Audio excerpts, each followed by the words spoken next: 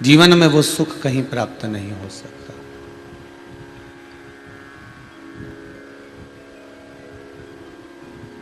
अब संसार के सारे साधन, संसार के सारे सुख आप एक ओर रख दीजिए और बाबा भूत अधिपति भूतेश्वर भगवान शंकर की चरणारविंद की रज एक ओर रख दीजिए। श्रीमद् भागवत कथा का एक बहुत सुंदर संवाद आपको ध्यान में होगा कि देवऋषि नारद ब्रह्मा जी के पास में जाकर कहते हैं, पिताजी, ब्रह्मदेव के पास में जाकर निवेदन करते हैं, पिताजी मेरे मन का एक संशय है, क्या भागवत इतनी रसवान है कि पापी जीव को तार देती है? ब्रह्मा जी ने कहा तो मैं इसको पलड़े में तोलना चाहता हूं। जब तक मैं उसको तोलूंगा नहीं तब तक हो सकता है कि मेरे मन में विश्वास ना आए। एक बात आपसे भी कही, पहले भी कही, आज फिर कहते हैं, शिव महापुराण में आपका मन लगे तो आप कथा का रसास्वादन करो। शंकर के चरणों में आपकी चित्त वृत्ति लगे तो आप शंकर का अनुमोदन करो। पर यदि शिव अनुमोदन में, शंकर के भजन में, शंकर की भक्ति में, शंकर के चरणारविंद में आपका चित्त नहीं लगता हो, आपका मन नहीं लगता हो, तो निवेदन है शिव की निंदा ना करें।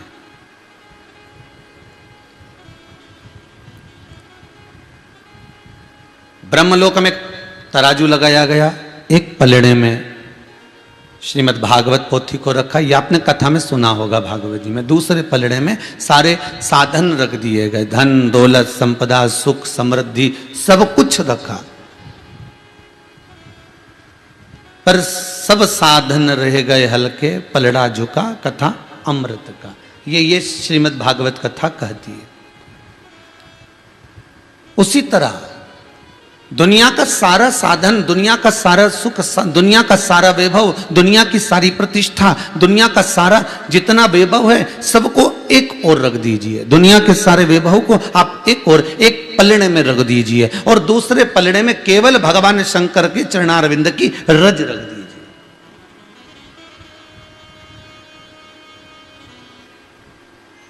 केवल शिव के चरणारविंद की एक मात्र कण का रज, मात्र कण का रज, दूसरा नहीं।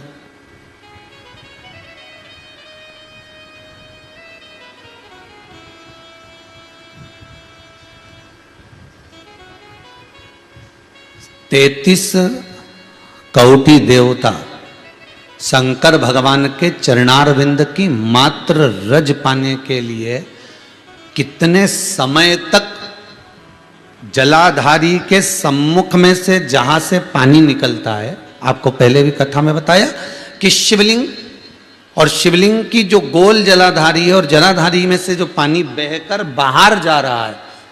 हिंदू धर्म में हमारे यहाँ पर जो भगवान का जल बहकर जाता है उस स्थान को लांगा नहीं जाता, इसलिए शंकर जी की परिक्रमा आदि होती है। इधर से गए वापिस आ गए, पर जहां से पानी बहकर जा रहा है उसको लांघकर हम इधर नहीं जाएंगे, उसको लांघकर हम इधर पहुंचना नहीं है।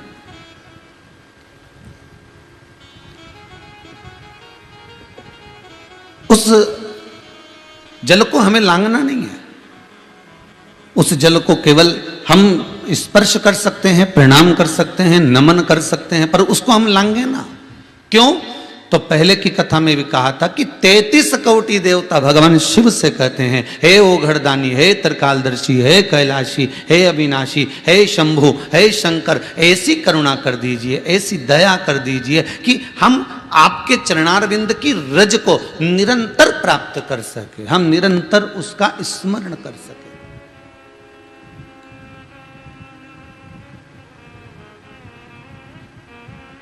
हमें वो रज निरंतर प्राप्त हो जाए,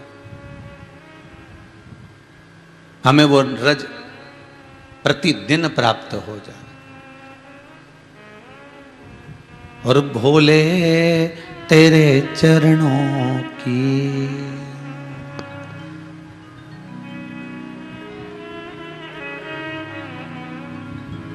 गर धूल ही मिल जाए, सच कहता हूँ भोले, तकदीर बदल जाए, सच कहता हूँ भोले, तकदीर बदल जाए, भोले तेरे चरण। मात्र शिव के चरणारविंद की रज इस जीव को अगर मिल जाए, मात्र शंकर के चरण की रज इस मानव को अगर प्राप्त हो जाए, तो जीव तो वैसे ही कृतार्थ हो जाए। कि भोले तेरे चरणों के होना हमें दास है, तेरे चरण रज से बुझानी हमें प्यास है। अगर सदगुरु के चरण की रज, मेरे शंकर के चरण की रज, शिव महापुराण तो बार बार कहती है, स्कंद पुराण कहती है, अग्नि पुराण कहती है, नर्मदा पुराण कहती है कि अगर कोई 33 कोटि देवताओं का भी अगर कोई गुरु बनकर बैठा है, तो वो मेरा देव अधिदेव महादेव बनकर बैठा है, मेरा शिव, मेरा शंकर, मेरा ओघड़ी बनकर बैठा है।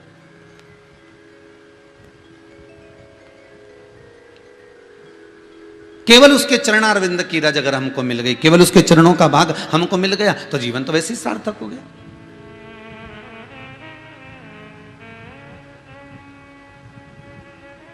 पर आदत हमारी बुरी है ना, हम भगवान के चरणों तक जाना ही नहीं चाहते। हम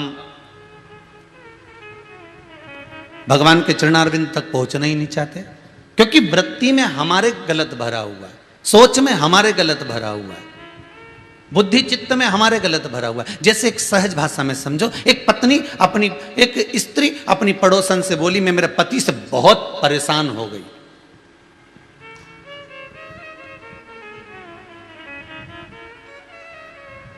एक पड़ोसन से एक माता बोल रही है, मैं अपने पति से बड़ी परेशान हो गई।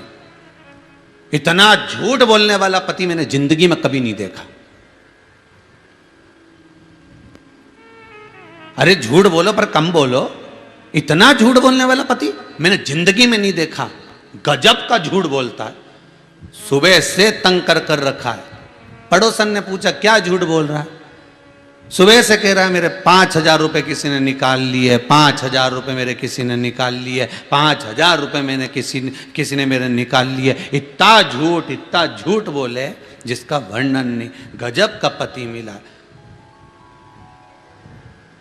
तो तू कैसे कह सकती है कि 5,000 रुपए वो बोल रहा है किसी ने निकाल लिए? अरे मैं खुद बाथरूम में ले जाके गिन के आई, 4,000 ही थे।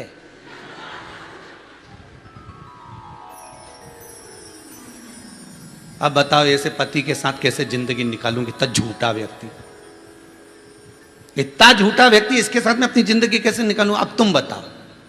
अब पड़ोसन माथा ठोक रही, बता चोटी तो ये बैठी, चोरी इसने करी है। और बताओ बेचारा बोल रहा है कि 5,000 रुपए हैं, 5,000 रुपए हैं, और ये बोल रही 4,000 है। तो तूने चुराया काहे को? वो 5 और 4 के चक्कर में। हम भी ऐसे ही हैं, हमारी वृत्ति भी ऐसी है, हमारा मन भी ऐसा ही, हमारी चित्त वृत्ति भी ऐसी है। हम मन में सोचते हैं कि हम भगवान का भजन करेंगे, हम मन में विचार कर कर जाते हैं हम शंकर का अनुमोदन करेंगे, हम मन में विचार कर कर जाते हैं हम शिव का स्मरण करेंगे। पर हम भी वहां पहुंचते पहुंचते हम रिझाने के लिए पहुंचे थे, पर हम जैसे ही मंदिर की चौखट पर चढ़े, हम जैसे ही मंदिर के दरवाजे पर चढ़े कि हमारी बुद्धि में मांगने का भाव प्रकट हो गया। आज मैं भगवान से ये मांग कर जाऊंगी, आज मैं भगवान से ये लेकर जाऊंगी, आज मैं भगवान से ऐसा कुछ मांग लूंगी मेरा बच्चा 10वीं में पास हो जाए, आज मैं ऐसा कर कर जाऊंगी, आज मैं ऐसा कर कर। भगवान से कुछ मांगना नहीं है। तुम दरवाजे पर अगर पहुंचे हो, भगवान ने अगर तुमको वहां तक बुला लिया है, मेरे परमात्मा ने अगर अपनी चौखट तक तुमको बुला लिया है,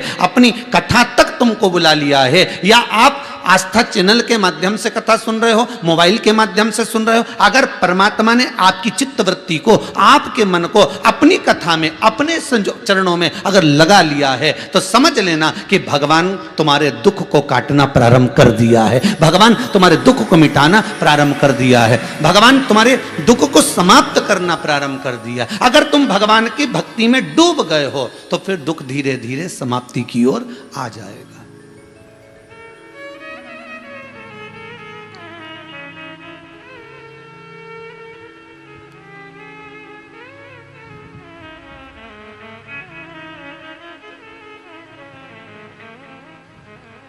जिस समय पर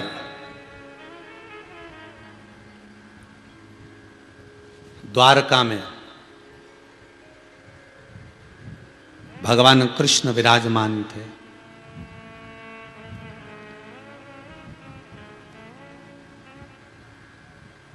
आज माता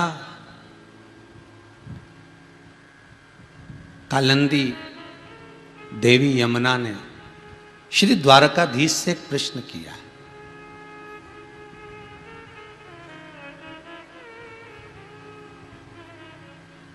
द्वारकानाथ, आज आप बड़े मौन हो, आज आपके भीतर मुझे ऐसा लगता है कि कुछ हलचल मची हुई है। आज आप बड़े मौन से दिख रहे हो। द्वारकानाथ, आपके मौन का कारण क्या है?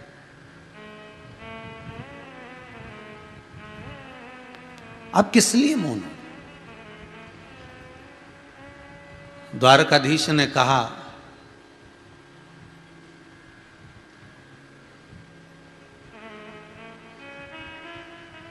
कि जिस गुरु के चरणारविंद में मैंने जाकर विद्या का अध्ययन किया है,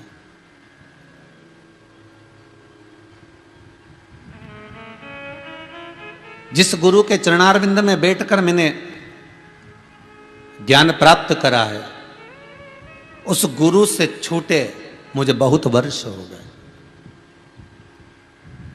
पर आज मेरे गुरु का, मेरा जीवन, मेरे गुरु की आज मुझे भक्ति का जो भाव प्रकट हुआ है, शायद मैं गुरु के करीब में होता तभी भी उनको जान नहीं पाता, तभी भी मैं उनको पहचान नहीं पाता।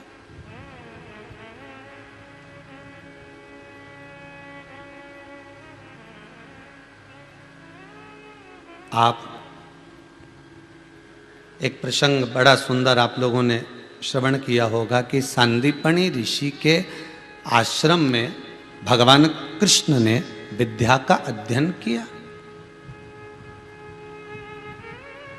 पर आपको ये मालूम है कि सांदीपनी बाबा के आश्रम में अगर भगवान कृष्ण पहुंचे हैं, क्या मथुरा में, क्या वृंदावन में, क्या गोकुल में, क्या बरसाने में, क्या नंदगांव में, क्या पूरे जितनी आदिक जितने धर्म क्षेत्र हैं, इन सारे क्षेत्र को छोड़कर भगवान उज्जैनी क्यों आ रहे हैं?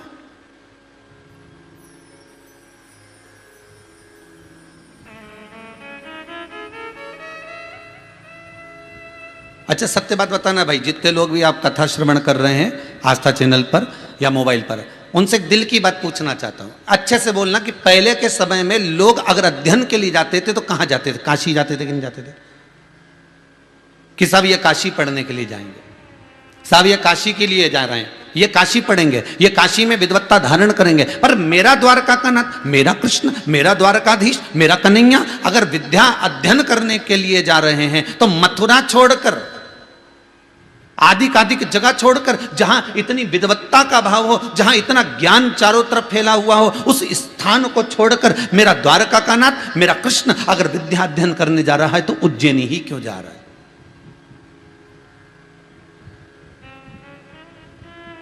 मेरा द्वारका का नाथ, मेरा कृष्ण उज्जैनी क्यों पहुंच रहा है?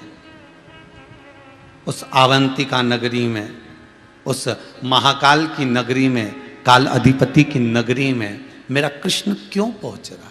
किस लिए?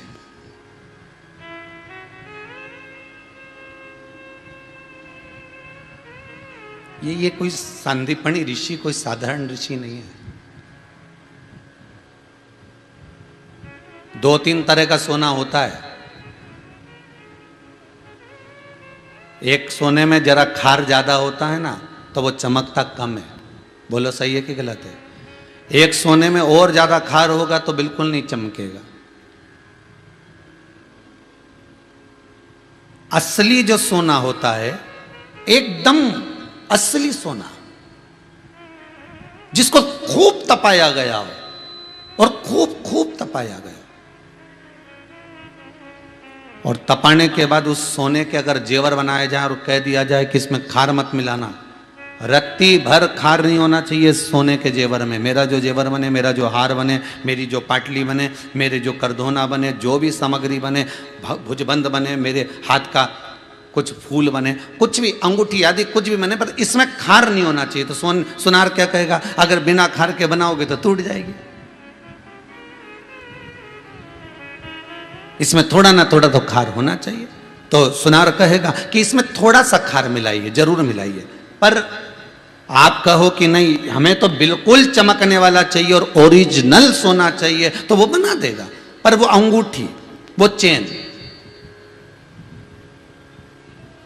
वो तगड़ी, वो भुजबंद अगर असली सोने का बना है और उसमें कोई खार तत्व नहीं है, उसमें कुछ मिलाया नहीं गया है, तो वो चमकेगा तो खूब, पर टूट जल्दी जाएगा,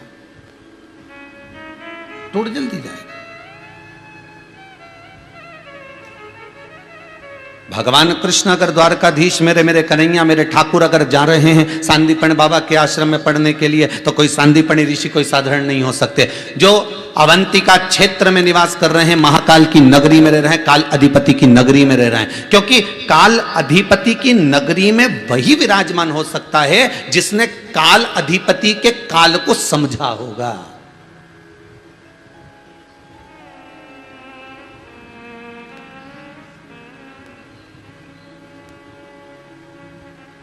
कालंदी जी ने पूछ लिया। आपसे भी निवेदन है, कभी कभी अपने पति से पूछा करो तुम्हारा गुरु कौन है। आप में से कितनी पत्नियां हैं, जितने लोग भी कथा सुन रहे हैं, कभी कभी तो पूछ लिया करो तुम्हारा गुरु कौन है।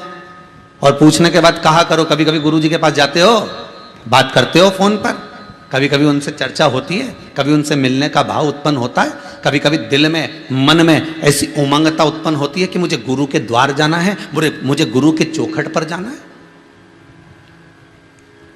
साल भर में एक बार मुझे गुरु के दरवाजे पर जाकर मुंह झूठा कर कर आना है, क्योंकि मैं भले साल भर गुरु मेरे यहां भोजन करे, भले वर्ष भर गुरु मेरे यहां पर खाए, भले साल भर में गुरु जी को खूब भोजन कराऊं, खूब वस्त्र दूं, आभूषण दूं, रतन दूं, माणिक दूं, मोती दूं, धन दूं, दौलत दूं, संपदा दूं, पर साल में एक दिन ऐसा हो कि मैं गुरु के दरवाजे पर जब जाऊं और गुरु के घर की मैं झूठन खाकर, गुरु के घर की मैं टिक्कड़ खाकर, गुरु के घर का मैं 2 अन्न का दाना खाकर जब लौट कर आऊं, तो गुरु के दरवाजे पर भले तुम रोज मत पाओ, रोज का नियम बनाओ कि हम नहीं खाएं, पर साल में एक दिन ऐसा हो कि मुझे गुरु के घर का अन्न पाना है, मुझे गुरु के दरवाजे की उस झूठन को पाना है, मुझे गुरु के दरवाजे का भोजन ग्रहण करना है। क्यों? शास्त्र कहता है कि वर्ष में एक बार अगर हम गुरु के घर का झूठन भाग, थोड़ा सा अन्न भाग ग्रहण कर लेते हैं, तो शरीर में कोई बड़ा रोग कभी नहीं आता,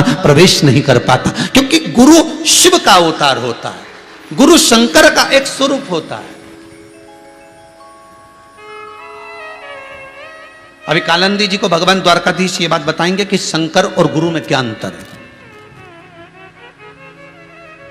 इस गुरु शिव महापुराण के अंतर्गत आपको यही समझना है कि शिव और गुरु में क्या अंतर रह गया है, ये द्वारकानाथ बता रहा है। और पूरी दुनिया में केवल एक शिवलिंग की स्थापना ऐसी है जो भगवान कृष्ण अपने गुरु की याद में कर रहे हैं। पूरी दुनिया में एक शिवलिंग ऐसा स्थापित करा जो दुनिया में कोई नहीं कर सकता, वो द्वारकानाथ अपने गुरु की याद में कर रहे हैं। कौन सा शिवलिंग है वो? द्वारका जी कौन कौन गया है? जितने लोग टीवी पर कथा सुन रहे, जरा हाथ उठा लो रे भाई। और मोबाइल पर भी जो लोग कथा सुन रहे हैं, भले हाथ उठा लो, हम नहीं देख रहे तो क्या हुआ, तुम दिल से तो उठाओगे। द्वारका कौन कौन गया है द्वारकाधीश के दर्शन करने के लिए? अगर द्वारका गए होगे तो आपको मालूम होगा कि शंकर भगवान की स्थापना जब हम बड़े द्वार पर से, रख लीजिए हाथ, जब हम बड़े द्वार में से द्वारकाधीश का दर्शन करने के लिए अंदर प्रवेश करते हैं तो अंदर जाते से ही राइट में कुशेश्वर महादेव का दर्शन होता है। कौन से महादेव है? कुशेश्वर महादेव।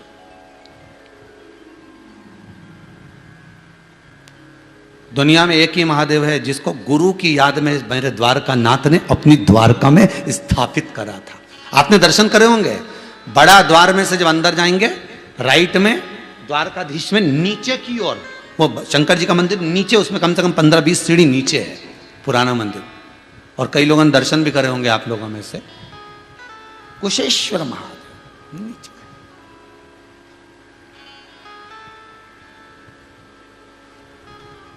अच्छा, कई लोग तो सोच रहे होंगे हम तो द्वारका गए थे और एक दर्शन नहीं करे, हमने तो 4-6 बार करे और ध्वजा भी देखी, नारियल फेंका वे भी खाया, प्रसाद भी खाया, दर्शन भी किया, सब कुछ देखा, परंतु ये शंकर जी कहाँ चले गए थे, ये शिव जी कहाँ गए थे?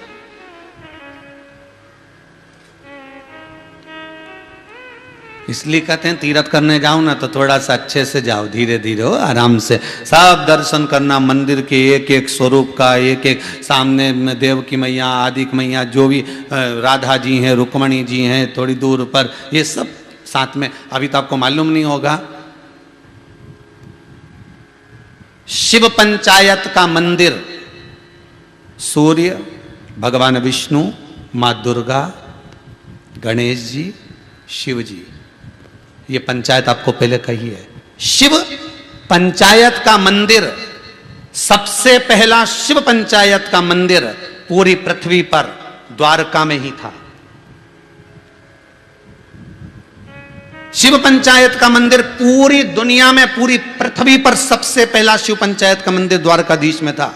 द्वारकाधीश में, क्योंकि द्वारका नाथ स्वयं मेरे कृष्ण शिव पंचायत को स्थापित करे थे। दुर्गा जी को उन्होंने स्थापित करा, गणेश जी को उन्होंने स्थापित करा, स्वयं विष्णु स्वयं विराजमान थे, सूर्य नारायण भगवान स्वयं विराजमान थे, स्वयं आगे रहकर पूरी द्वारका में आप दर्शन करें। और द्वारका में जब शास्त्र कहता है कि द्वारकाधीश का दर्शन आप मंदिर में जब प्रवेश करें तो भले बाद में करें, पहले सबसे पहले शिव पंचायत का दर्शन कर जाएं। इसलिए दरवाजे के पास ही शिव पंचायत।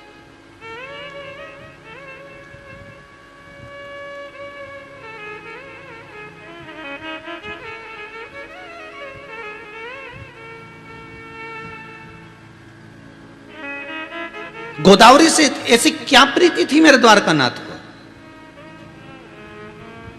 गोमती से क्या प्रीति थी मेरे द्वारकानाथ को? उस गोमती का सुख द्वारकानाथ को क्यों प्राप्त हुआ? किस लिए?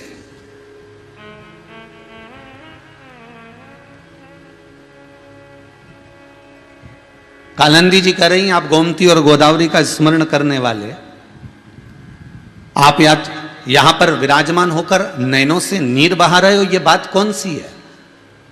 जगत का पालनहार, जगत का परमपिता परमात्मा, मेरा द्वारकानाथ, मेरा कृष्ण आज अगर आंखों से आंसू बहा भी रहा है तो किसी गुरु के लिए, और वो गुरु जिसको वो छोड़ कर आए, जिनको वो छोड़ा है वो गुरु।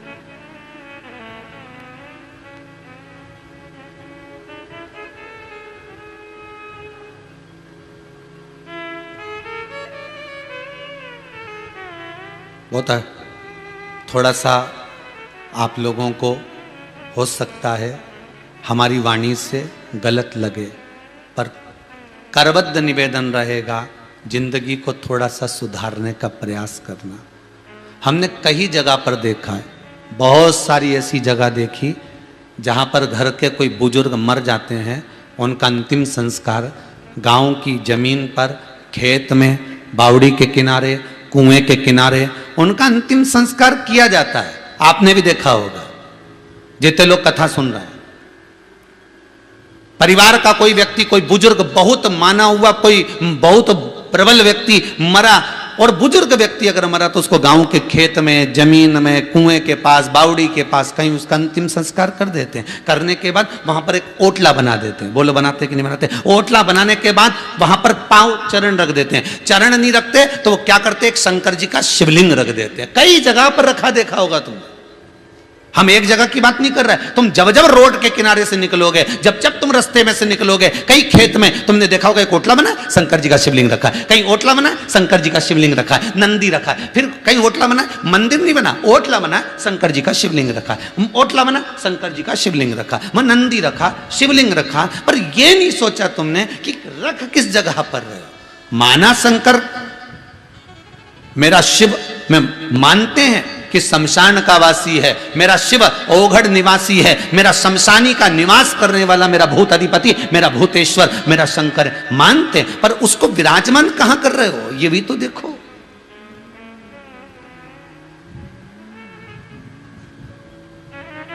ये तन की भस्म को, ये शरीर की भस्म को शिव के धाम तक जाना था, पर आपने अपनी प्रतिष्ठा पाने के लिए शंकर को उस ओटले तक लेकर आ गए जहां तुम्हारे दादाजी का अंतिम संस्कार हुआ था, जहां तुम्हारे बुजुर्ग का अंतिम संस्कार हुआ था। तुम शिव को पकड़ कर लाए हो, तुम शिव के द्वार नहीं गए हो।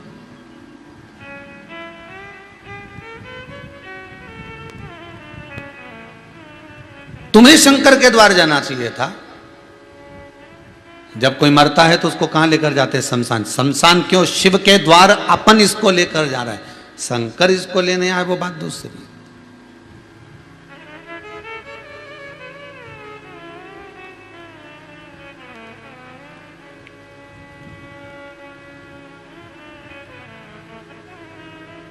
शिव के द्वार महाराज।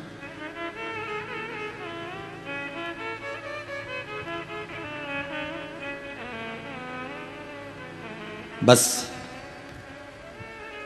एक बात याद रखिएगा, ओटला बनाओ, शिव की स्थापना करो, पर उस जगह पर नहीं जिस जगह पर आपके पूर्वज का वहां अंतिम संस्कार किया गया है, उस जगह नहीं। शिव को अगर बिठाना है आपको मना नहीं है, पर आप घर के लोग शंकर जी को क्यों बिठाए? किसी से पूछना कि इस जगह पर ओटला बना के क्यों बिठाया, तो कहा यहाँ दादाजी का ऐसा हुआ था तो हमने बिठा दिया। उनको बिठाने का कारण क्या है? तो दादाजी की पूजन करने की याद नहीं आए तो शंकर जी पे लोटा भर के पानी चढ़ाएंगे तो दादाजी के भी चढ़ जाएगा।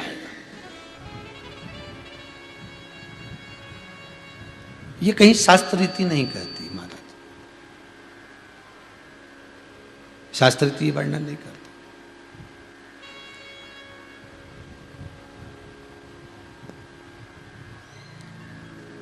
कालंदी जी कह रही है, नाथ आप किसको याद कर कर रो रहे हो? मेरे कृष्ण मेरे द्वारका नाथ कहते हैं आज मेरे गुरु सांदीपनी को।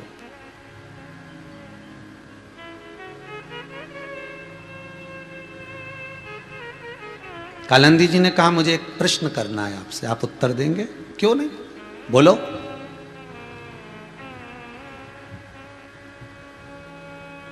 ऐसा कौन सा पुण्य? देवऋषि नारद का कल का संवाद आ गया है, बहुत ध्यान दीजिएगा। नारद जी ने अपने गुरु जी से कहा था कि मुझे गुरु मंत्र देने के बाद आपका नाम रोशन हो जाएगा। आप किसको गुरु मंत्र दे रहे हो? ए मछुआरे, तुमको मालूम है तुम किसको गुरु मंत्र दे रहे हो? आज वही बात कालंदी जी ने कह दी।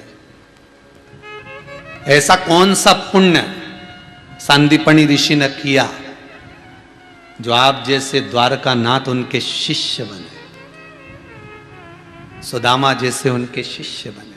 कौन सा पुण्य गुरु कर गए?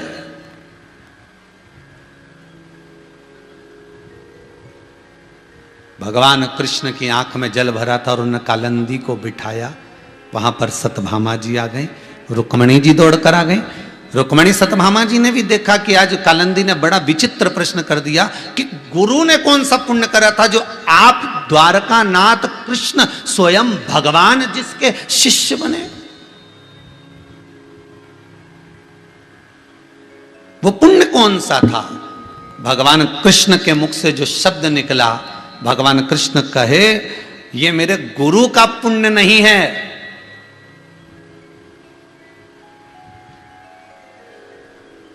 ये तो मेरे ऊपर मेरे गुरु की कृपा है। मैं चाहूंगा कि मैंने जिंदगी में कौन सा पुण्य करा था जो सांदीपनी ऋषि जैसे मेरे गुरु बने। मैंने कौन सा पुण्य करा था?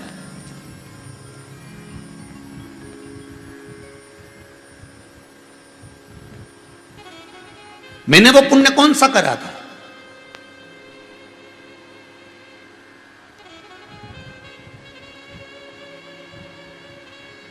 पति धर्म पत्नी से क्यों डरता है?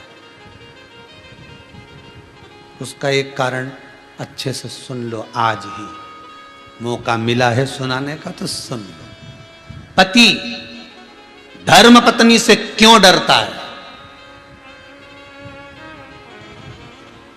पति पत्नी के परिवार वालों को ज्यादा अच्छे से नहीं जानता, क्योंकि कभी कभी मिलते हैं, पर पत्नी पति के परिवार वालों को, इसके दोस्तों को, इसके रिश्तेदारों को, इसके कुटुंब वालों को और इसकी आदतों को पत्नी को सब मालूम रहता है। इसलिए बात बात में कह दी थी, फालतू बात तो करना ही मत मेरे से।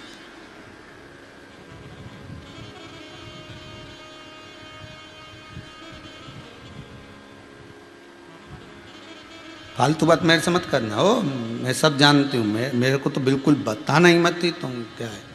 बस यहाँ जब बात अड़ गई तो भगवान कृष्ण ने कहा कि रुक्मणी जामवंती ये सब बैठी हुई है और कालिंदी तू पूछ रही है कि कौन सा पुण्य था, तो मैं कहता हूं कि मेरा कोई पुण्य ऐसा होगा जिस पुण्य की प्रबलता में मुझे सांदीपनी ऋषि जैसे गुरु मिले, ये तो मेरा भाग्य होना चाहिए।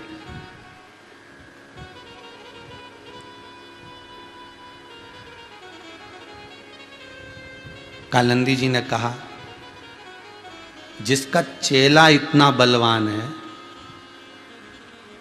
सांदीपनी ऋषि का चेला द्वारका नाथ इतना बलवान है, तो सांदीपनी ऋषि कितने बलवान होंगे? और जो सांदीपनी ऋषि इतने बलवान है तो उनका गुरु कितना बलवान होगा?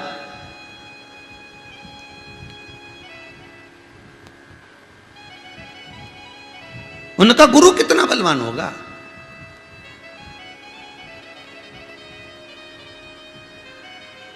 प्रभु जल्दी बताओ, ऐसा सांदीपनी बाबा किस गुरु के चेले हैं और ऐसा कौन सा फल मिल गया था उनको? अच्छा, दुनिया के लोगों को लगता है इसके पास जो माल आ रहा है ना, इसके पास जो लक्ष्मी आ रही है ना, इसके पास जो वैभव आ रहा है ना, जरूर इसने कोई सिद्धि प्राप्त कर ली होगी, जरूर इसने कोई विद्या प्राप्त कर ली होगी।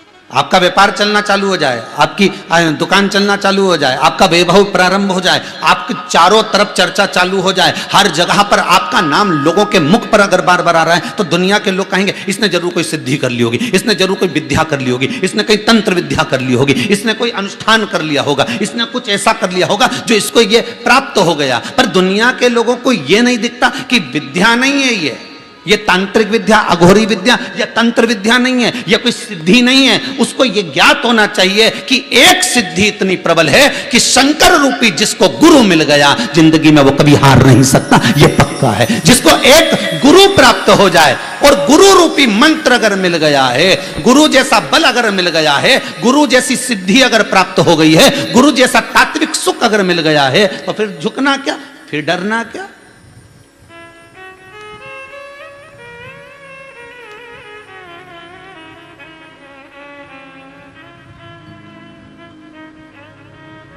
अब क्या डरना उसमें?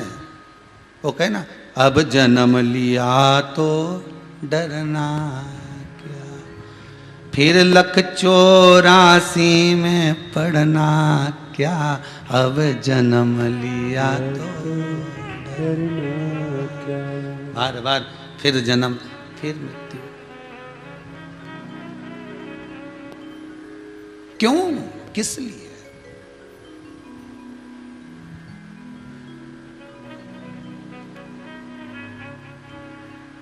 भगवान परमात्मा मेरा शिव रूपी अगर गुरु मिल गया, अगर गुरु मिला है तो वो किसी तंत्र विद्या से कम नहीं है, अगर गुरु मिला है तो किसी सिद्धि से कम नहीं है।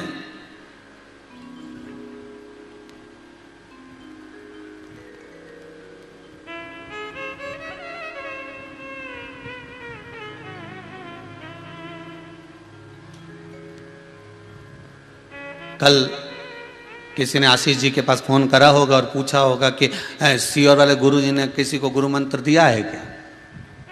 तो आशीष ने हमको बताया कि सुबह किसी का फोन आया था, गुरुदेव पूछ रहे थे किसी को मंत्र दिया है क्या? तो हमने आशीष जी से कहा मंत्र की जरूरत क्या है, यह शिव महापुराण का मूल मंत्र श्री शिवाय नमस्तुभ्यम दुनिया की चित्त वृत्ति में ऐसा बैठ गया, दिल में ऐसा समा गया, ये शंकर की कथा ऐसी दिल में बैठ गई कि अच्छे अच्छे को पलट कर रख दिया। अच्छे अच्छे को जो कभी शिव की निंदा करते थे, जो कभी शंकर का नाम मुंह पर नहीं लेते थे, जो शंकर की कथा सुनना पसंद नहीं करते थे, जो शंकर का अनुमोदन नहीं करते थे,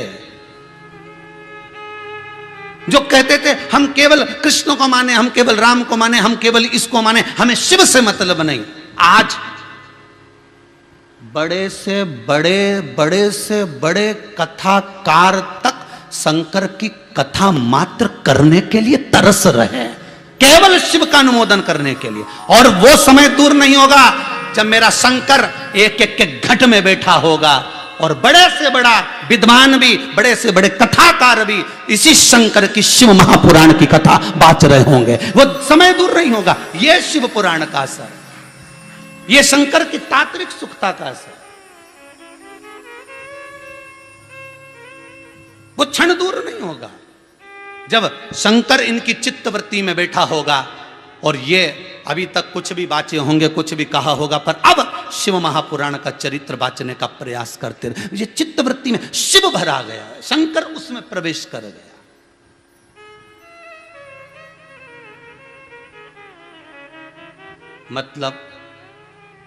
मतलब क्या?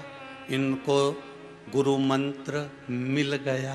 मतलब व्यक्ति जब पलटता है, जब शिव रूपी गुरु मंत्र उसको मिल गया। अब ये श्री शिवाय जम के बोलो नमस्तुभ्यम। आज एक कोई माता आई थी, कहाँ से महाराज, पटना से, घटना से कि पटना से आई थी, पटना, हाँ कहीं से भी आई होंगी। तो वो कर रही थी गुरुजी, उनको जब बच्चेदानी में कैंसर हो गया था, तो वो कैंसर बड़ा प्रबल हो गया था, तो बोल रही थी गुरुदेव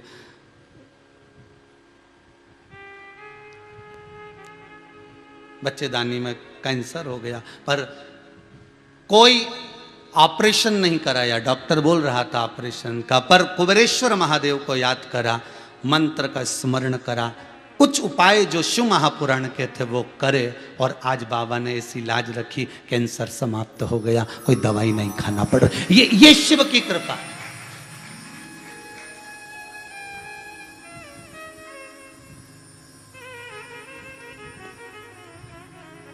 ये शिव का अनुमोदन है।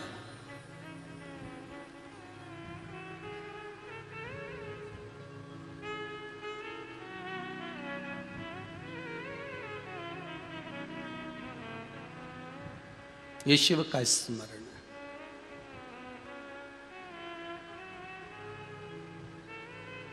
अगर वो कुबेरेश्वर धाम में वो पटना वाली माता हो ना, तो थोड़ी देर यहाँ जरा यहाँ आना, इस कैमरे के पास में जरा आइए, अगर हो यहाँ कहीं, हाँ जरा इस कैमरे के पास आ जाओ। यहाँ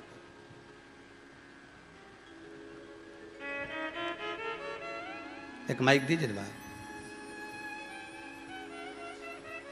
यहाँ खड़े हो जाओ, यहाँ आइए।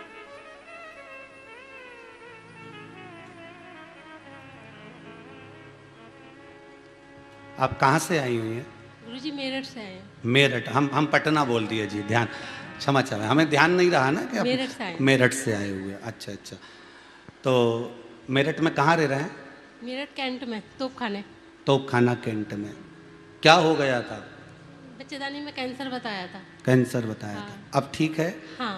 अब कोई प्रॉब्लम तो नहीं है? नहीं, अब कोई प्रॉब्लम नहीं। दिसंबर से कथा शुरू करी थी सुननी और फरवरी में कैंसर बताया था, लेकिन बाबा ने ऐसी कृपा करी कि बस बाबा को पकड़ा, ना कैंसर हो रहा ना कोई। बस आपकी कृपा है। बाबा की कृपा। बाबा की कृपा। बहुत बहुत साधुवाद। बैठिए। माइक। यही शिव कृपा है। शंकर की कृपा बिना दुनिया में कहां कोई कृपा करेगा? उसकी कृपा बिना कौन कर सकता? एक दिल्ली से भी एक बेटी आई थी, वो कह रही थी गुरुजी कहीं जॉब नहीं था, सर्विस नहीं थी, नौकरी नहीं थी, बाबा इसी कृपा कर दिया, सर्विस भी लगा दी और ऐसी जगह पहुंचा दिया बाबा ने कि बस अब तो क्या कहूं गुरुदेव। बस ये शिव कृपा। फिर निवेदन करूंगा, जितने लोग टीवी के माध्यम से कथा सुन रहे हो, आपको एक ही निवेदन करूंगा, गुरु शिव है, शिव ही गुरु, कोई दूसरा नहीं।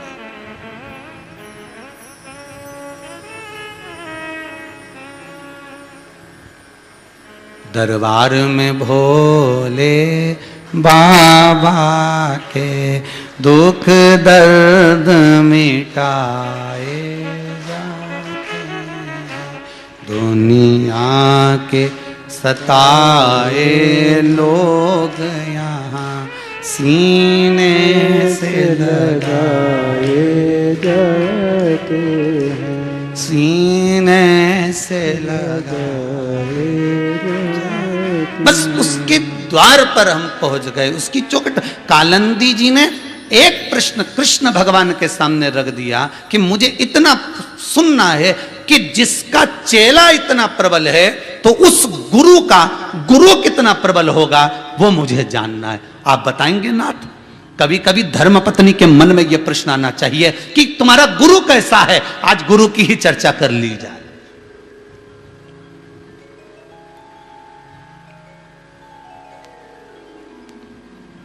आपका गुरु कितना प्रबल है।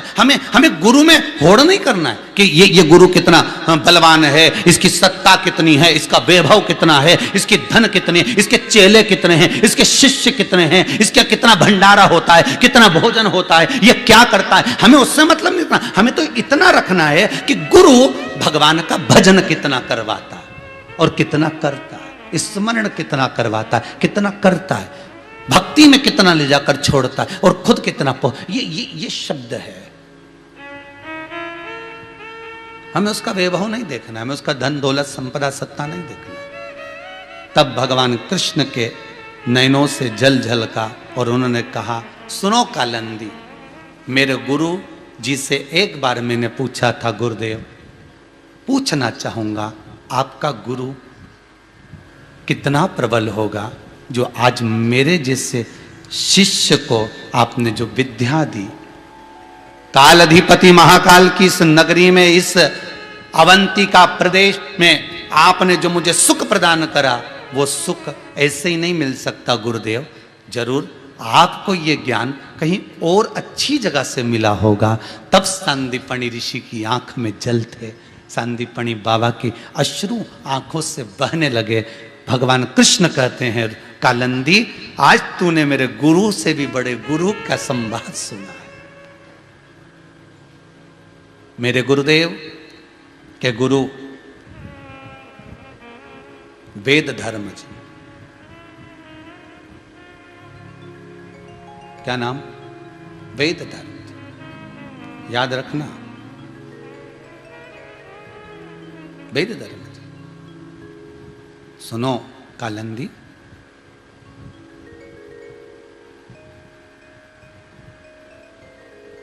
मेरे गुरुजी जिस गुरु दरवाजे पर जाकर विद्या का अध्ययन करते थे, वहां पर बहुत सारे शिष्य थे।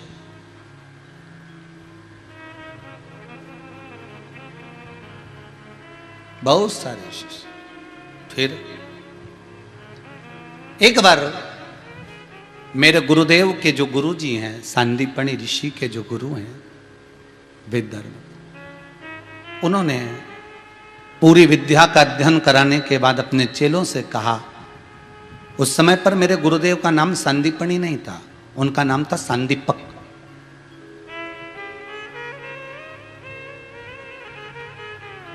सुनो, सारे शिष्यों ने विद्या अध्ययन करी है, अब मेरा मन करता है कि मैं थोड़े समय के लिए काशी जाऊं। वेद धर्म जी ने कहा मुझे काशी जाना है। जितने भी शिष्य मेरे आश्रम में रह रहे हैं, जितने भी शिष्य इस आश्रम में विद्या का अध्ययन करे हैं, उन सब से निवेदन है कि सब मेरे साथ काशी घूमने के लिए चलो। सब तैयार हो गए चेले, कौन मना करेगा? कौन मना करेगा? जिसको देखो वही तैयार, हम भी चलेंगे, हम भी चलेंगे, हम भी चलेंगे। सब ने तैयारी कर ली, ने बैग जमा लिया, ने पोटली बांध ली और सब तैयारी करके बैठ गए कि कल गुरुजी के साथ में सब काशी जा रहे घूमने के लिए, और सबकी तैयारी हो गई।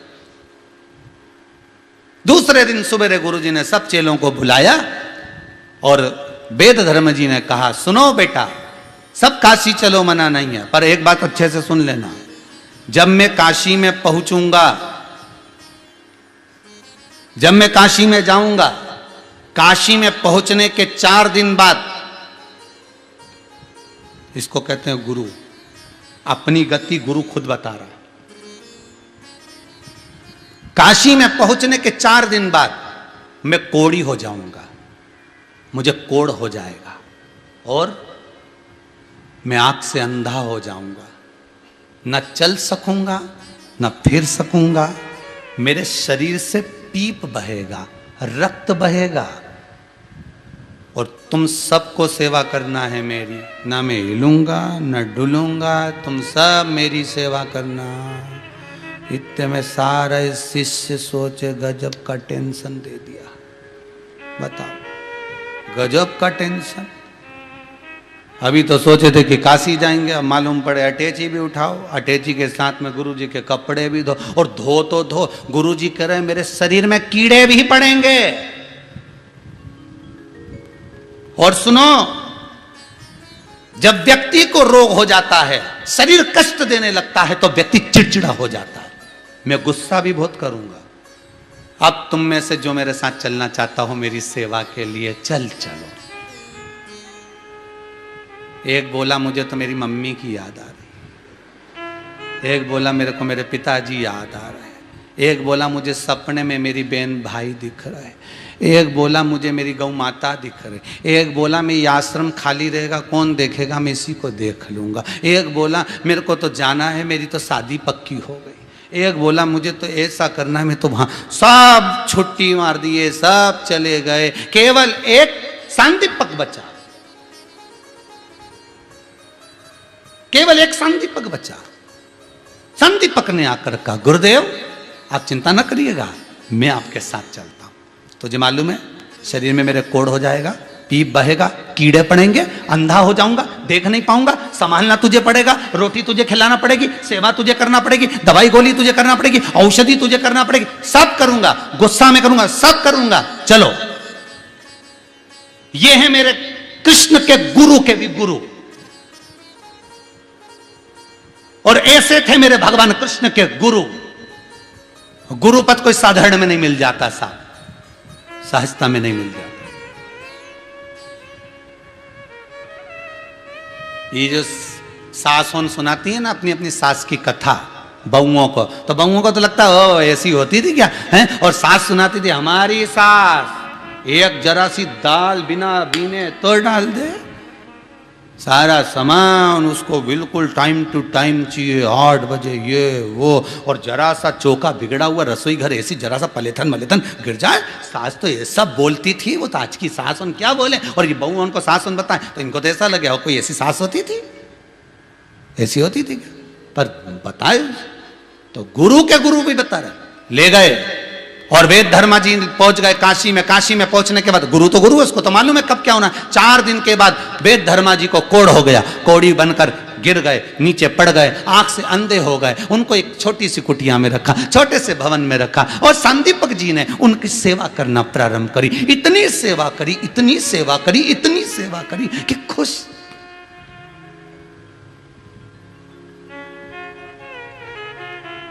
एक दिन सांदीपक ने कह दिया, गुरुदेव आपके शरीर में से कीड़े निकल रहे हैं गुरुदेव, आप मेरे साथ किसी वैद्य जी के यहां, किसी डॉक्टर के यहां, किसी औषधि वाले के यहां चलो ना। गुरुजी बोले, तेरे जैसा व्यक्ति मैंने नहीं देखा संसार में, सेवा से पीछा छुड़ा रहा है मेरी। कीड़े मेरे शरीर से निकल रहे हैं, दुख मुझे रहा है, तकलीफ मुझे हो रही है, तो तू क्यों जाने का बोल रहा है? तू चाहता है कि मैं जल्दी से ठीक हो जाऊं और तू अपने घर चले जाए। गुरुदेव आपका कष्ट नहीं देखा जाता, आपका कष्ट। शिव कथा कह रही है, कष्ट गुरु का नहीं देखा। जैसे जैसे नरेंद्र, जैसे स्वामी विवेकानंद को नरेंद्र कहा जाता था। स्वामी विवेकानंद रामकृष्ण परमहंस जी के पास आज बैठे हुए थे। रामकृष्ण परमहंस जी के सामने भोजन की थाली रखी थी। रामकृष्ण परमहंस जी भोजन नहीं कर पा रहे थे, इतना खांस रहे थे, इतना खांस रहे थे। स्वामी विवेकानंद देखकर तड़प रहे थे, क्योंकि रामकृष्ण परमहंस जी के गले में कैंसर हो चुका था, भोजन नहीं कर पा रहे थे।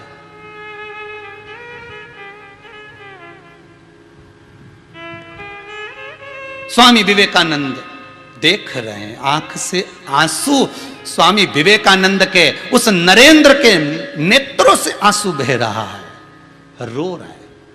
स्वामी विवेकानंद जी रोते,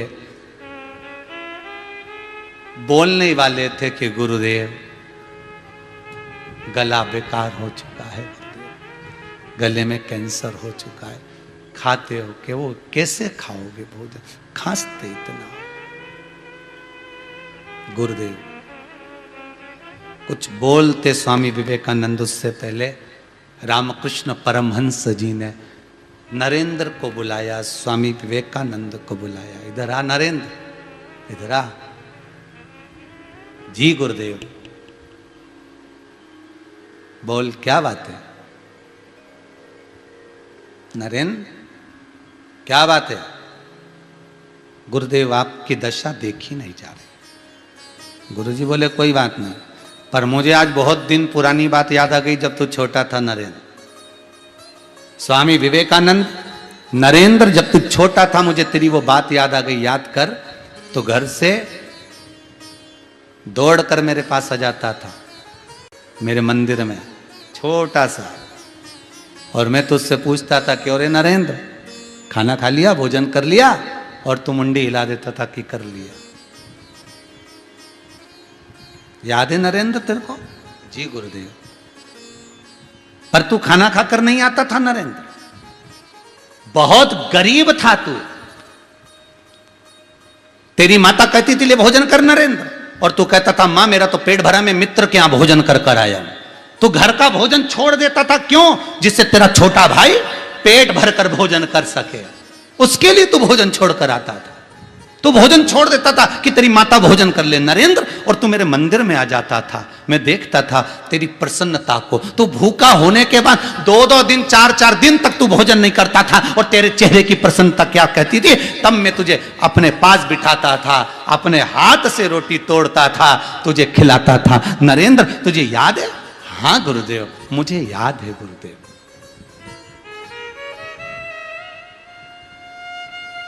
तू भूखा रहता था, मैं तुझे भोजन कराता था।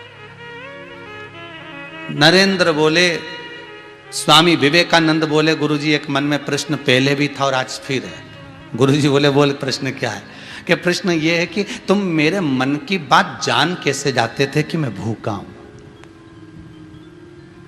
तो रामकृष्ण परमहंस जी ने बताया कि तू बता कि ये कैसे जानता हूंगा। तो रामकृष्ण परमहंस जी के सामने स्वामी विवेकानंद बोले कि आप अंतर्यामी हो, इसलिए मेरे दिल की बात जान जाते थे। तो रामकृष्ण परमहंस जी ने पूछा अंतर्यामी का मतलब क्या होता है, ये बता दे। तो क्या अंतर्यामी का मतलब ये होता है कि जो अंतर मन के अंदर बैठा हो और जिसको सब कुछ मालूम है।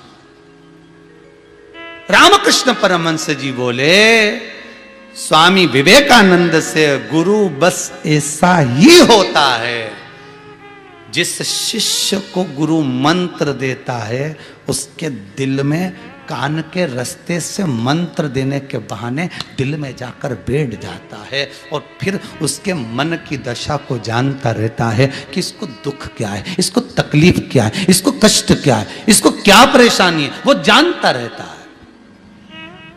गुरु होता है। अब गुरुदेव मेरे मन की बात यह है कि आप भोजन नहीं कर पाते हो, मेरे दुख इतना सा है कि आप कुछ खा नहीं पाते हो। तो इतने में रामकृष्ण परमहंस जी ने कहा स्वामी विवेकानंद, ए नरेंद्र सुन, जब मैं तेरे दिल में बैठा हूं और मेरे कितने सारे शिष्य हैं, उनके मन में अगर मैं बैठा हूं तो वो अगर भोजन करते होंगे उनको तृप्ति होती होगी, तो गुरु को भी तो तृप्ति होती होगी। इसलिए मुझे ये भोजन में मतलब नहीं पड़ता, मुझे तो मेरा शिष्य सुख का जीवन जिए उससे मुझे सुख का भान होता है, उससे मुझे सुख की अनुभूति होती। महाराज, जो नहीं दे सका कोई आज तक पूज्य गुरुदेव दे दिए आपने, जो नहीं दे सका कोई भी आज तक पूज्य गुरुदेव वह दे दिया आपने। जो नहीं दे सका कोई भी आज तक पूज्य गुरुदेव वह दे दिया आपने। जय हो।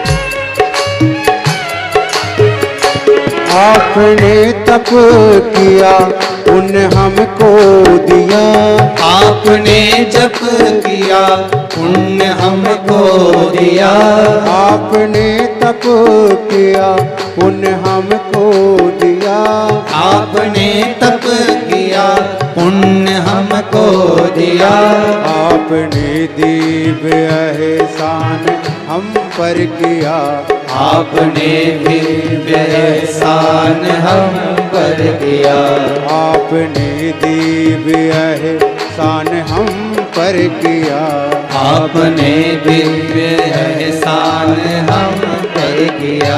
करती दीक्षा हमें ज्ञान अमृत पिला, करती दीक्षा हमें ज्ञान अमृत दिया, जो हमारे लिए विष पे आया आपने, जो हमारे लिए विष पे आया आपने।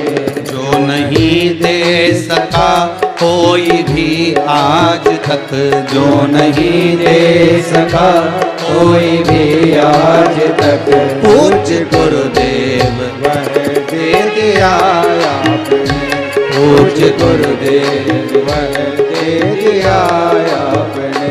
जो नहीं दे सका कोई भी आज तक, जो नहीं दे सका कोई भी आज तक पूज्य गुरुदेव वह दे दिया आपने, पूज्य गुरुदेव दे दिया दिया आपने, पूज्य गुरुदेव वह दे दिया आपने। हे गुरुदेव, बड़ी कृपा है ये गुरु, बड़ी कृपा है। इस कृपा के आगे कोई कृपा नहीं हो सकती, इस दया के आगे कोई दया नहीं हो सकती महाराज, कोई दया नहीं। फिर क्या हुआ, कालंदी जी पूछ रही है। कालंदी जी ने पूछा फिर आगे क्या हुआ? हुआ क्या? भगवान कृष्ण कहते हैं, कालंदी, जैसे ही संदीपक ने कहा कि गुरुदेव मैं डॉक्टर को दिखा दूं, वेद को दिखा दूं, औषधि दिलवा दूं, नहीं नहीं नहीं, मुझे कहीं नहीं जाना, मुझे कहीं नहीं जाना है महाराज, मैं कहीं नहीं जाऊंगा। तू मुझसे पीछा छुड़ाना चाहता है? मैं कहीं जाने वाला नहीं हूं। ओहो, ठीक है। और गुरु की सेवा में लग गया। अब एक दिन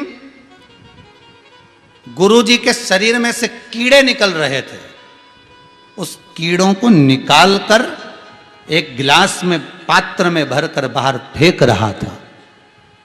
इतनी सेवा कर रहा था, इतनी सेवा कर रहा था कि उसकी सेवा को देखकर जिस काशी में निवास कर रहे थे, जिस काशी में वो रह रहे थे, उसी काशी का अधिपति मेरा विश्वनाथ, मेरा शंभु, मेरा त्रिकालदर्शी, मेरा कैलाशी वहां पर आ गया। और आकर वो शिष्य से बोला, वो संदीपक से बोले, सुन, मैं तेरी सेवा से, तेरी भक्ति से बहुत प्रसन्न हूं, मांग तुझे क्या चाहिए, क्या दूं मैं तुझको, बोल, क्या दिया जाए तेरे को, बोल दे। कुछ नहीं। अगर आप कह रहे हो ना, मेरे को कुछ नहीं चाहिए। शंकर जी बोले, इतने दिन से तू अपने गुरु जी की सेवा कर रहा है रे सांदीपक, वेद धर्म की तू इतने दिन से सेवा कर रहा है, उसके शरीर में रोग है, तू एक काम करना, कुछ नहीं मांगे तो यही मांग ले कि गुरु जी का शरीर अच्छा हो जाए। सांदीपक बोले, गुरु जी से पूछे तो मैं एक चीज नहीं मांग सकता, और आप क्यों कि ये मांग ले, अब भी पूछ के आता हूं, आप रुकना। सांदीपक दौड़ कर गया, दौड़ कर जाकर कहा, गुरुदेव गुरुदेव गुरुदेव। गुरु जी बोले, क्या है, क्यों चिल्ला रहे इतना? गुरु जी, भोलेनाथ आए हैं, शंकर भगवान, कह रहे हैं तेरी सेवा से मैं प्रसन्न हो गया हूं, एक काम कर, कुछ मांग ले। तो गुरु जी, मैं मांग लूं क्या कि आप स्वस्थ हो जाएं? गुरु जी बोले, धिक्कार तेरे जीवन पर, बता, मुझे भिखारी बना दिया, मेरे लिए हाथ फैला रहा है दूसरे के आगे। ये बोलना कि तू मेरी सेवा नहीं कर सकता, ये बोलना तू थक गया, गुरु की सेवा नहीं बन सकती तेरे से, इसलिए तो तू ये नाटक कर रहा है, इसलिए नाटक कर रहा है। और अगर तेरे से नहीं बन रहा मेरी सेवा करते हुए, तो सुन सांदीपक, मैंने पहले ही तेरे से कहा था मेरे संग में मत चल, मेरे तकलीफ रहेगी, मैं अंधा हो जाऊंगा, मेरे को कोढ़ हो जाएगा। ये फिर क्यों आया तू मेरे साथ, क्यों नाटक कर रहा है फालतू के? अगर ऐसी भीख मांगना थी तो पहले ही मांग लेता, शर्म नहीं आ रही तेरे को? सांदीपक बोला, गुरुदेव क्यों नाराज हो रहे हो, बोलो क्या चाहते हो, मुझे अच्छा नहीं होना, बस बोल दिया तो बोल दिया, अब जा, बोलिया शंकर जी को। संदीपक गया, भोलेनाथ शिव जी, आपके चरण पकड़ूं प्रभु, आप तो हमें आशीर्वाद मत दो, कोई वर मत दो। शिव जी बोले, मुझसे वर नहीं मांग रहा, तू दुनिया मांगे।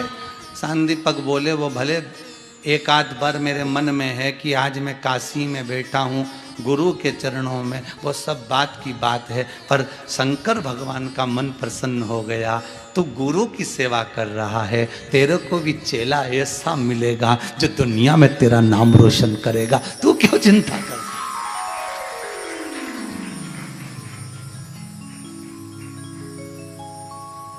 तू तू आज काशी में है गुरु के साथ में, तू चेला काशी में, तेरा भी चेला आएगा मेरी ही कालों की काल नगरी में। और वो चेला कोई साधारण नहीं होगा जो तेरा चेला होगा। तू भी कम नहीं और तेरा चेला भी कम नहीं होगा। शंकर जी मन से दे दिया, कुछ बोले नहीं संदीपक को, कुछ भी नहीं।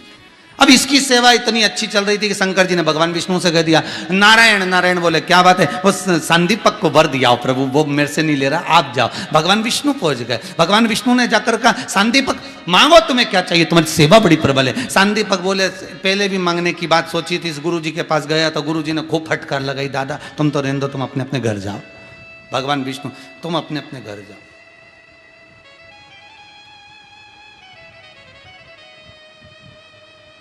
चेला दौड़ कर गया और गुरु जी के चरण पकड़ लिए। जिस पलंग पर गुरु पड़ा हुआ था, जिस पलंग पर गुरु सोया हुआ था, उस जगह पर जाकर संदीपक ने चरण पकड़े और चरण पकड़ कर कहा धन्य है गुरुदेव, धन्य है आप, धन्य है। गजब की सेवा कराई आपने, सेवा करा रहे हो आप और दर्शन दे रहे भोलेनाथ, सेवा करा रहे आप, दर्शन दे रहे नारायण, सेवा करा रहे आप, दर्शन दे रहे ब्रह्मा, सेवा करा रहे आप। 33 कोटि देवता मेरे से मिलने के लिए आ रहे हैं, गजब। तो भगवान संदीपक के गुरु तो तुरंत बोले, देव धर्मा वेद धर्मा जी ने पूछा अब कौन आ गया तेरे से मिलने, तो कि भगवान विष्णु। वेद धर्म ने कहा बस अब मेरी काया ठीक होगी, एक क्षण नहीं लगा, मुझे गंगा ले चल। काशी में जैसी गंगा का स्नान करा, काया ठीक हो गई। वेद धर्म ने कहा बस अब कोई लालसा नहीं बची, चेला अगर बने तो वो अपनी मंजिल तक पहुंच जाए तो गुरु का फर्ज है, नहीं तो क्या मतलब। चेला बने और मंजिल तक पहुंच जाए। मैंने अगर गुरु मंत्र तुझे दिया है, मैंने विद्या का मंत्र तुझे दिया है, मैंने पढ़ाया है, तो केवल यहीं तक नहीं छोड़ूंगा, तुझे उस परमात्मा से मिलन करवा कर बताऊंगा। और वो मैंने कर दिया, तुझे ले जाकर शंकर के चरणों में, तुझे ले जाकर उस विष्णु से मिलवा दिया। एक बार नारायण का तुझे दर्शन करा दिया, बस गुरु का फर्ज हो गया। और गुरु होता ही यही है। तो भगवान कृष्ण तुरंत कालंदी जी से कह रहे हैं, अय कालंदी, ए यमुना, ए सतभामा, ए जामंती, ए मित्र वृंदा, ए लक्ष्मणा, सुनो रुक्मणी, यह कोई साधारण गुरु नहीं है। अगर आज मुझे मेरे गुरु की याद आई है तो वो गुरु कोई साधारण नहीं था। जिसने अपने गुरु की सेवा करी, तो मेरा भी तो लक्ष्य बनता है कि मैं गुरु की सेवा करूं। पर कैसे जाऊं मैं उस अवंतिका प्रदेश में, कैसे जाऊं? एक काम करता हूं, देवादिदेव महादेव को यहां बुलाऊंगा ना, तो मेरे गुरु सांदीपनी ऋषि खुद ही आ जाएंगे। तो एक कुशेश्वर शिवलिंग का निर्माण मेरे भगवान कृष्ण कालंदी जी के साथ में मिलकर प्रतिष्ठा कर उसको विराजमान करते हैं द्वारका में। कहां विराजमान करते हैं? द्वारका, द्वारका में। और द्वारका प्रदेश कोई ऐसा ही द्वारका नहीं है। द्वारका केवल द्वारका नहीं है साधारण। शिव महापुराण की कथा कहती है ये वो द्वारका है जहां मेरा कृष्ण तराजू में तुल जाता है, जहां पर तुला का दान हो जाता है। ये वो द्वारका नहीं साधारण, ये वो द्वारका है जहां मेरा कृष्ण शंकर से मिलने के लिए बार बार अग्रण्य हो जाता है, अग्रण्य।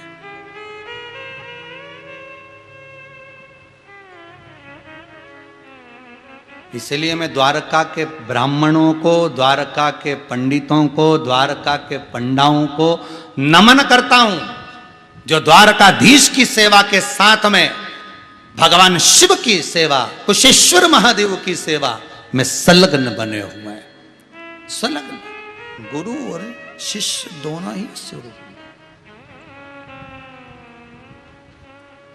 दोनों ही स्वरूप।